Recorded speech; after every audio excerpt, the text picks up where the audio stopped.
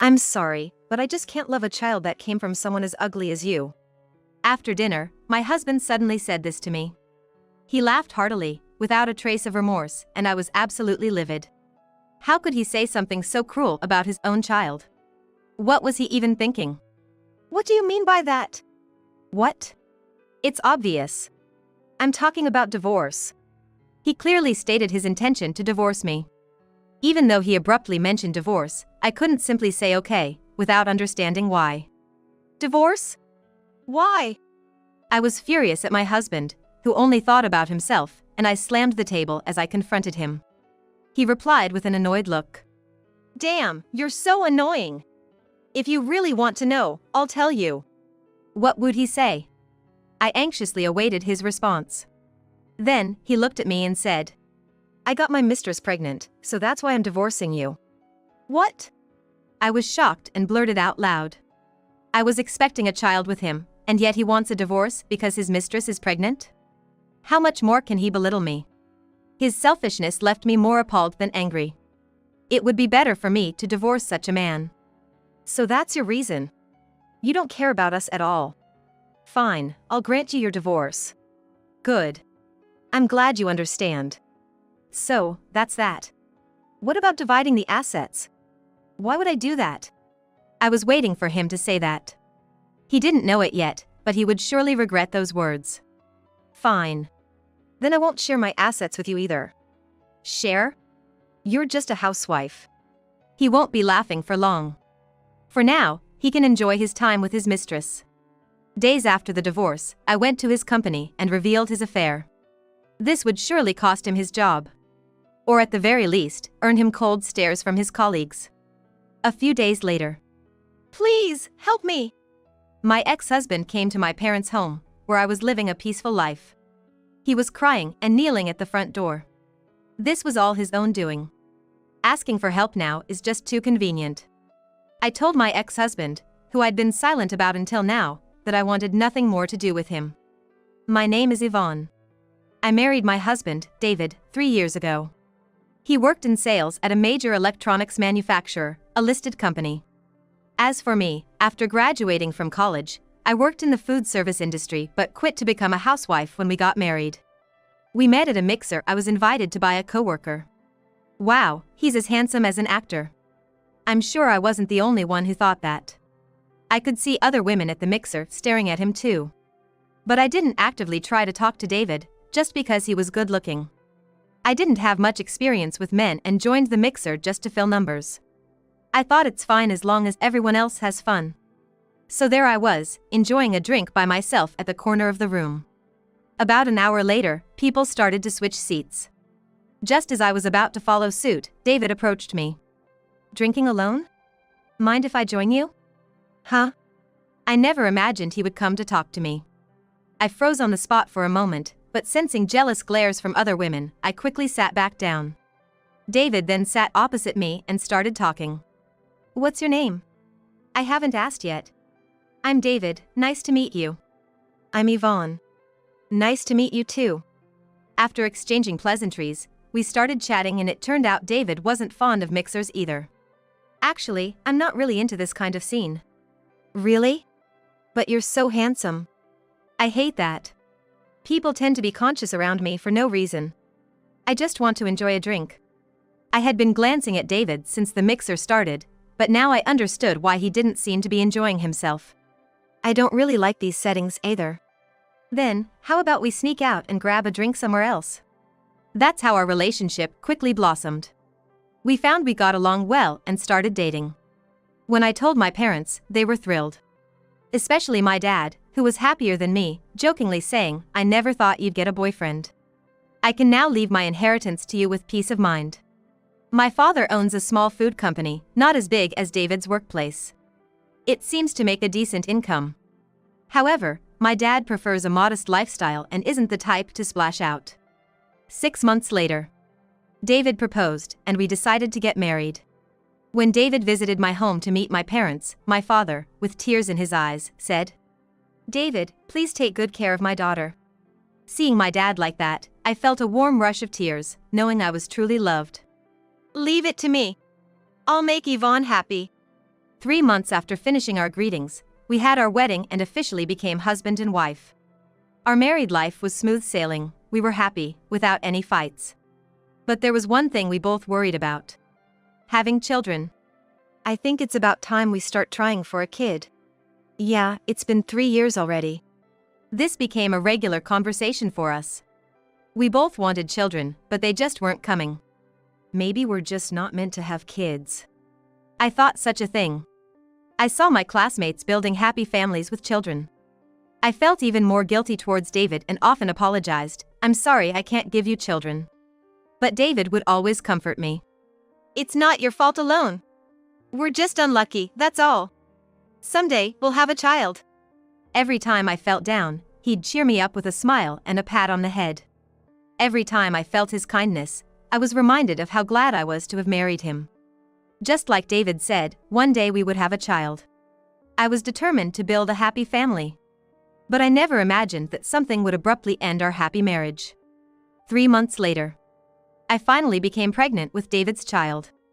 I'd been feeling unwell and missed my period, so I took a test and, to my relief, it was positive. The fertility treatments had paid off. I kept looking at the positive test result, overwhelmed with joy. I decided to surprise David with the news. I wanted to call him right away, but I held back, eager to see his reaction. Guess what? We're finally having a baby. Is it true? That's great. I'm really relieved. I told him after dinner when he got home from work. As expected, he was really surprised. But even more so, he was overjoyed, thanking me with tears in his eyes. Thank you. From now on, I'll work hard for our baby. You're gonna be a dad now, so work hard, okay? We shared our happiness that night. True to his word, David started working late nights from the next day. Honestly, I wished he didn't have to work so hard, but I couldn't complain since he was doing it for us. I spent my days doing housework and waiting for him to come home. At first, he would come home late, but before the day changed. Gradually, he started coming home later and later, and a month after I found out I was pregnant, it became common for him to come home after midnight. Concerned about David working long hours every day, I approached him one day during the weekend. You've been doing a lot of overtime lately. Yeah, work's busy. But it's good timing with the baby on the way, right? Overtime means a bigger paycheck. True, but... I understood his point, but I was worried. If this keeps up, his health might suffer. I know it might be none of my business, but do you really need to push yourself so hard? If you break down, it'll be for nothing. What? I'm doing this for you and the baby. You realize it'll be tough once the baby's here, right?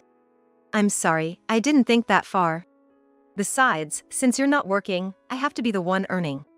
I had never seen David this angry before. All I could do was apologize. I didn't realize he was thinking so seriously about it. After apologizing, I decided not to bring up his work anymore. We went to bed without talking much that night. The next morning. Good morning, I said as I entered the living room. David was already sitting on the sofa, drinking coffee and watching TV. His mood seemed much better compared to last night. As if his anger had been a lie. I was taken aback but returned the greeting. Good morning. Want something to drink, Yvonne? Thank you, I'll have some. David got up and went to the kitchen. After a while, he said, "All right, here you go." About 5 minutes later, my husband returned with my hot milk. We had a pleasant conversation for about an hour, then I suddenly remembered I hadn't told my parents about the pregnancy. By the way, I haven't told my mom and dad that I'm pregnant. Really? Yeah, I got so carried away I completely forgot. I couldn't believe I hadn't told my parents such important news. David seemed a bit exasperated.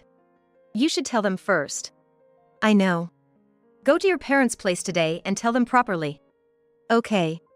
Encouraged by David, I called my mom and decided to visit my parents. I thought my dad would be at work, but it turned out he was off and at home. Well, I'm off then. Take care, good luck. After seeing David off, I drove to my parents' house. It's about a 30-minute drive from where I live now. It's not too far, and I regretted not going to tell them the news sooner. When I arrived, my mom greeted me. It had been a while since I'd been back home. Even though I hadn't been away for long, it felt nostalgic. Huh? Is David not with you today? My mom asked as I walked into the familiar living room. No, he's at work today. It's just me. Oh, I was looking forward to seeing him. Well, it can't be helped.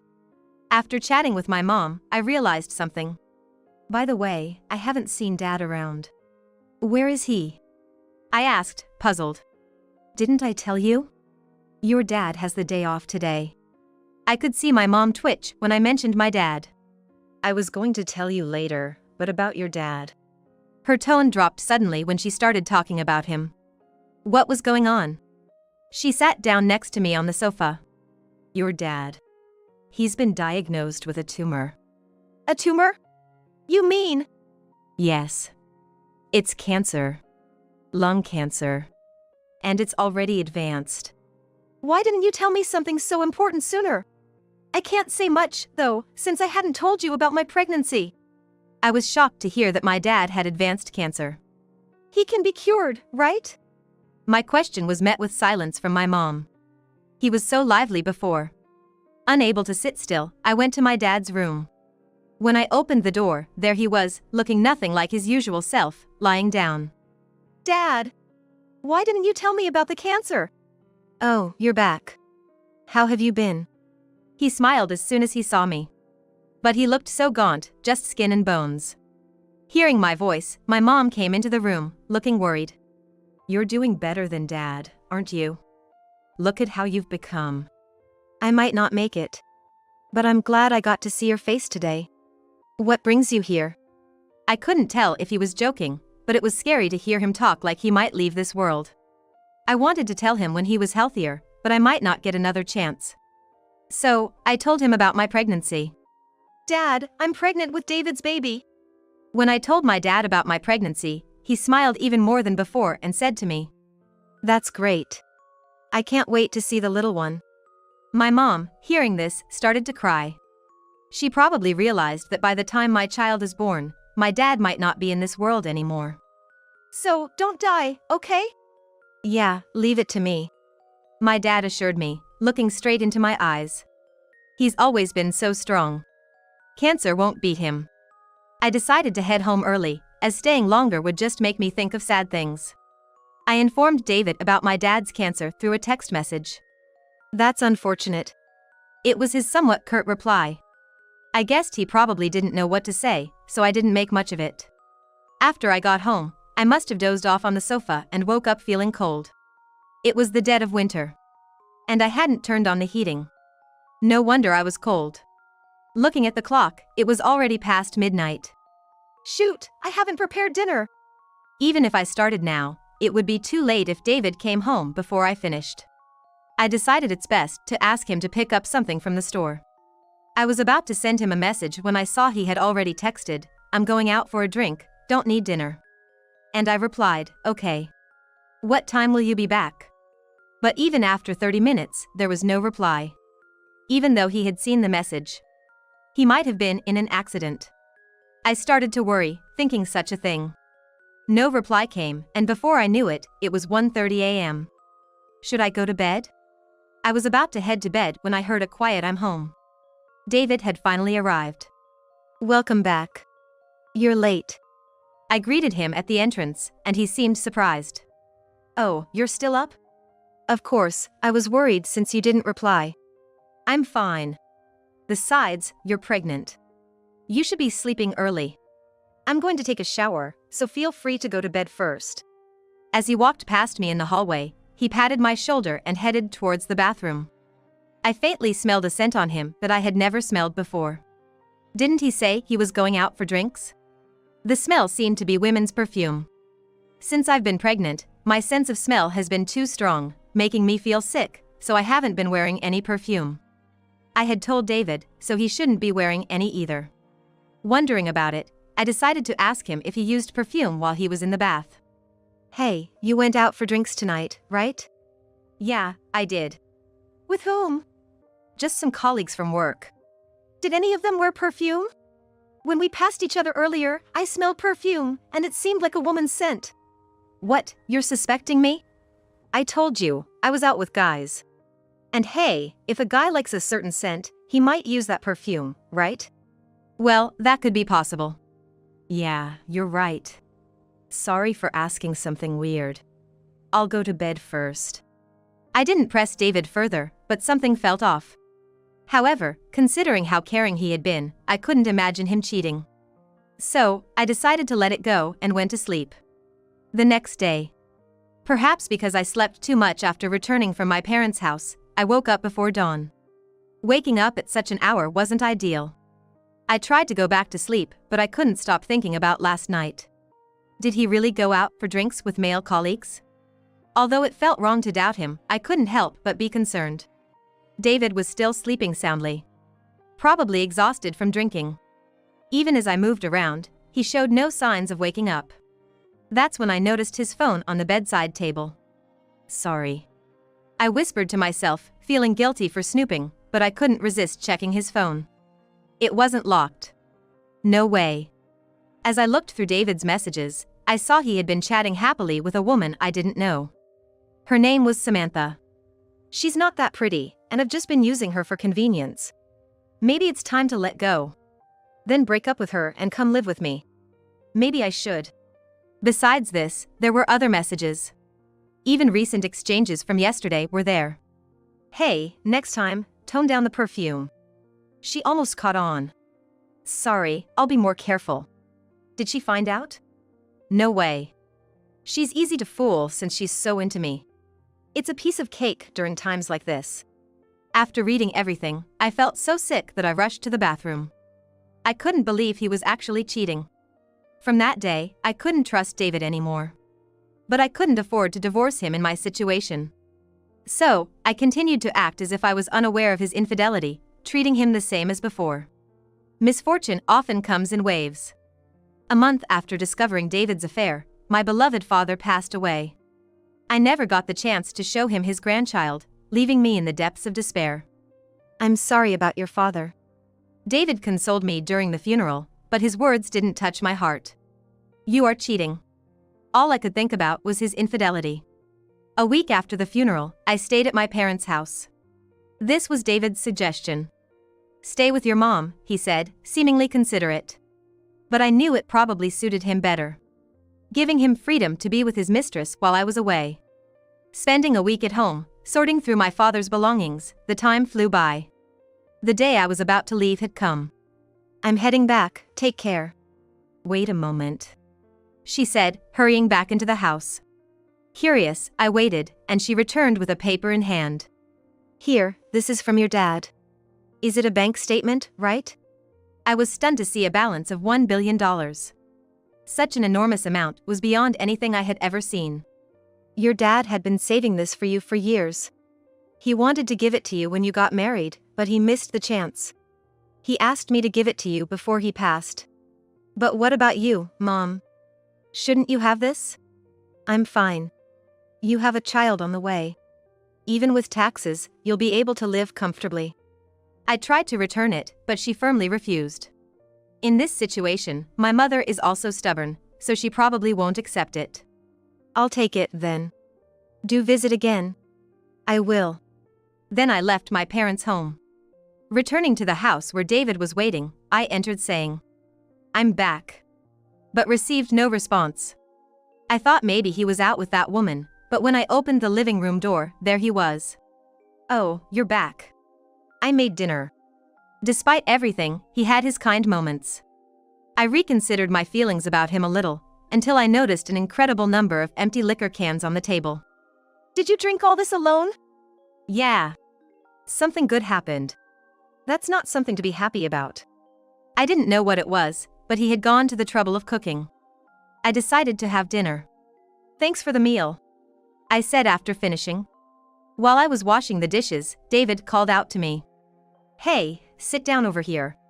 His face was red as he gestured for me to sit at the dining table. But I'm still washing the dishes. Just sit down. What could he possibly want to talk about? There's no need to rush like that, is there? Grumbling, I sat down as he had asked. So, what is it? I hate to say it, but I can't love a child that's been made with someone as ugly as you, he declared, laughing heartlessly. He was mocking his own child. What was he thinking? What do you mean by that? It's obvious. We're getting a divorce. He clearly stated his intention to divorce me. Even though he mentioned divorce so abruptly, I wasn't naive enough to simply say okay, without understanding why. Divorce? Why? I was furious at David, who only thought about himself, and I slammed the table as I confronted him. Then he replied with an annoyed look. Damn, you're so annoying. If you want to know that badly, I'll tell you. What was he going to say? I waited anxiously for his response. And then, he finally told me. I'm divorcing you because I have a child with my mistress. What? I was shocked. I knew he was having an affair, but I never expected him to say he was divorcing me because his mistress was pregnant. How much more could he belittle me? I was beyond angry and simply appalled at his selfishness. It's better for me to divorce this kind of guy for my own sake. So that's your reason? You don't care about us at all. Fine, I'll grant you your divorce. Good. I'm glad you understand. So, that's that. What about dividing the assets? Why would I do that? I was waiting for him to say that. He didn't know yet, but he would surely regret those words. Fine. Then I won't share my assets with you either. Share? You're just a housewife. You don't have any money to give, pretending to be all high and mighty. Money? I have more than you. You said no to dividing the assets, remember? I'll never forgive you and your mistress. At that moment, I swore to myself that I would get revenge on David. All right then, it's settled. Sign this, he said, smirking as he pushed the divorce papers towards me. I never imagined I'd married such a person. Is this okay? Yeah, okay. I have something to ask. What? Go ahead. What about the baby in my belly? What are you planning to do? I asked David, needing to know, right after signing the divorce papers. The child was innocent, after all. While it's fine for him to divorce for whatever selfish reasons he has, I just wanted to know what he was thinking. Oh, that baby? I waited silently for his response. Can't do much about it now. Fine, I'll just pay child support. The moment I heard his irresponsible comment, I reflexively slapped him across the face. What the hell? After all I've done for you. I don't care about you and Samantha, or what you think about my looks. How did you know about her? That doesn't matter. You're saying you'll reluctantly pay child support for a child who's done nothing wrong? Stop joking around. Don't get so mad. I said I'll pay child support, isn't that enough? Enough. I don't want a penny from a jerk like you. I wanted to cut ties with him as soon as possible. I had become completely disillusioned with this man. You think you can raise a child on your own? Just leave me alone. I don't want your child support. In exchange, you'll never see this child. Fine by me. Saves me money. Such a despicable man. My own child's father, no less. That day, I left the house and went back to my mom's. What happened? Well, you see. I explained everything to my mom. She listened silently, her expression growing angrier.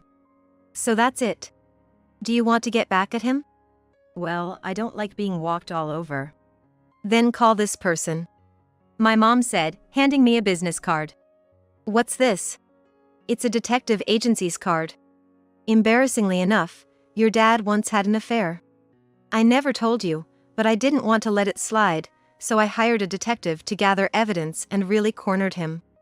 I let it go since we were young back then. I never knew such a thing about my mom. I never imagined my dad would cheat. I shouldn't have inherited this trait from my mom. With a bitter smile, I gratefully accepted the card. The next day, I called the detective agency right away. With the information I had, it wouldn't take long to gather evidence. To make an official request, I went to their office in the neighboring town that very day. Please, I want to show them hell. Something like that happened? As a man myself, I can't forgive that. Don't worry, we'll definitely gather the evidence. I told the detective everything that had happened between me and my husband, and he seemed even angrier than me. It made me think again about how much David had wronged me to evoke anger even in another man. A week later, the detective promptly sent me the evidence. He said it was easy since the two of them were at home almost every day. Samantha, the mistress, was a 25-year-old office worker at a company dealing with my husband's firm. They were even spotted at a maternity clinic, confirming what my husband had said.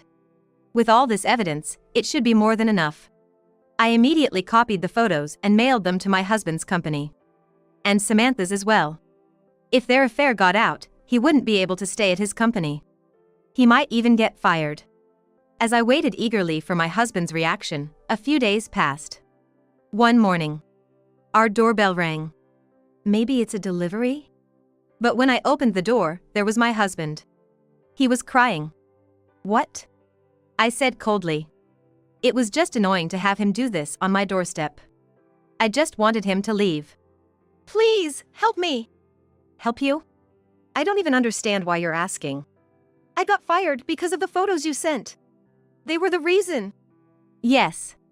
I didn't show it, but inside, I was giving a triumphant fist pump. Really? But why should I help you? It's your fault. Don't talk nonsense. Give me a break with the jokes.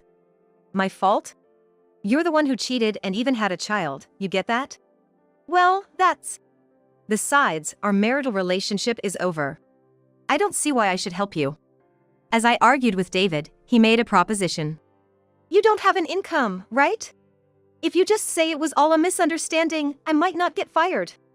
Report that to the company, and I'll send you just enough money to live on each month, so please. Such a selfish man. I had no reason to do that for him. Besides, I now had more money than him. I went inside the house and brought out the bank book my father had left me. Look at this. What? $1 billion? Yes, I have $1 billion now. So, I don't need your help to survive. You really missed out. Oh my! David's shoulders slumped at this revelation. He must realize. I don't need him anymore. Anything else? If not, you can leave. If you don't want to go, I can call the police. I'm leaving, just don't call the police. He stood up immediately and started to leave. I stopped him as if to hold him back. Oh, one more thing. What now? You still have something to say? No need for property division or child support, but I will be claiming alimony. From you and Samantha, was it? I'll have my lawyer send you the bill, so be prepared. Hearing my words, David staggered away, even more deflated. This should make him realize the magnitude of his actions. A month later, I received the alimony from my ex-husband. I didn't want the money, but I demanded it as a matter of principle. Seeing that they paid, they might be reflecting a bit. As for my ex-husband, he lost his job soon after our split and also lost his connection with his mistress. She was only with him for his status as a handsome man working in a large corporation. Now, he's struggling, working night shifts at a convenience store until he finds another job. I should have treasured you more. Not being able to see my child, I have nothing but regrets. He messaged me, but I haven't replied. He got what he deserved, it's not my concern anymore. My unborn child is growing well. And I recently found out it's a boy. I don't want this child to become a selfish person like my ex-husband. I'm determined to make sure that the child soon to be born will grow up to be a strong and upright man.